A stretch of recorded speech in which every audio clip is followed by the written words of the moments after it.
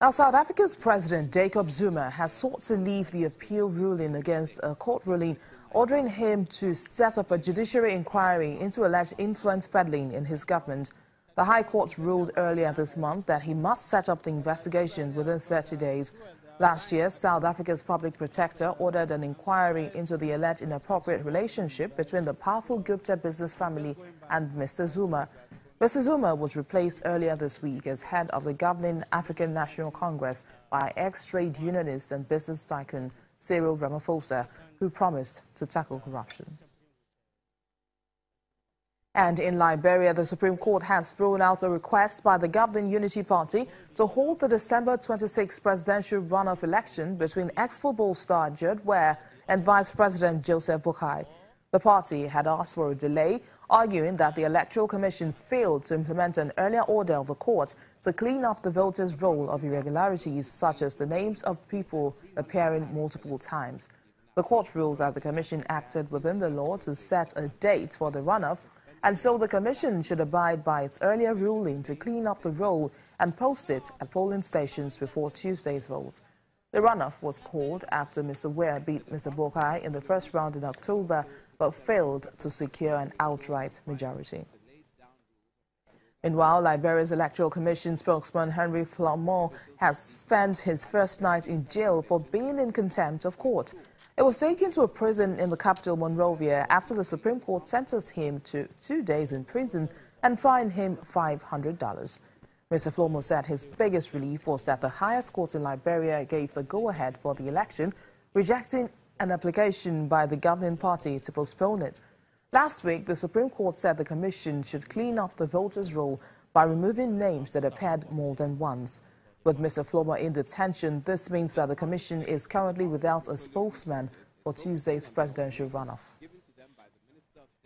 In other news now, Togo has become the only African state to vote against the UN General Assembly resolution calling on the United States to withdraw its recognition of Jerusalem as the capital of Israel.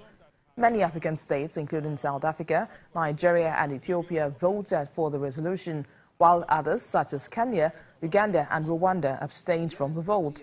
President Donald Trump had threatened to cut aid to countries that voted in favor of the resolution. Botswana, who's a staunch U.S. ally, dismissed the threat, saying it would not be intimidated as it voted in favor of the resolution. Togo is one of the only 9 states to vote against it. The others were Israel, Guatemala, Honduras, the Marshall Islands, Nauru, and the U.S. And France's foreign minister has advised Libya's rival factions to stick to a United Nations peace process and prepare for elections in spring 2018. He said this in the eastern city of Benghazi, trying to give stalled UN talks a new push.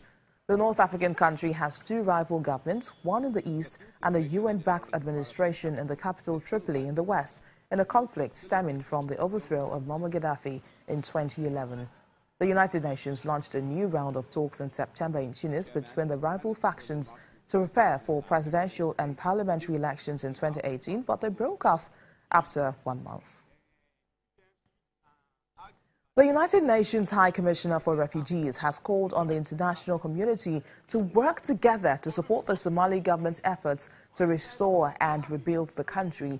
Mr. Filippo Grandi made the call during a visit to a new settlement in the southern part city of Kismayo, built for refugees who have returned to the country.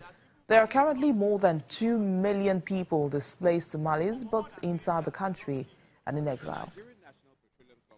UN Commissioner for Refugees Filippo Grandi visited a new settlement in the southern port city of Kismayo in Somalia, built from former refugees who have returned to the country. There are currently more than 2 million people displaced in Somalia, both inside the country and in exile. The new settlement in Kismayo includes houses for 300 families, a new hospital, a marketplace and a new school. These boys and girls around me are people that have grown up in a refugee camp. And as I told them a few minutes ago, they're not refugees anymore. What better result for UNHCR to see young people go from being refugee to being people back in their country? Most returning refugees had spent years, even decades in exile, waiting for signs of stability and the promise of education and jobs before giving up the safety and isolation of refugee camp life. While some 19,000 refugees in Kenya's Dadaab refugee camp are currently in the pipeline for voluntary return, most Somali refugees cite security concerns as their top reason for remaining in Kenya. The High Commissioner acknowledged that despite progress, Somalia still faces insecurity, drought, and a lack of basic services like water, food, healthcare, and education. I think a lot of progress has occurred, including what we see around here today, but much more is needed to make return sustainable and, more importantly, to make the country viable for its own people. The High Commissioner called for the international community, including development organizations and the private sector, to work together to support the Somali government's efforts to restore and rebuild the country.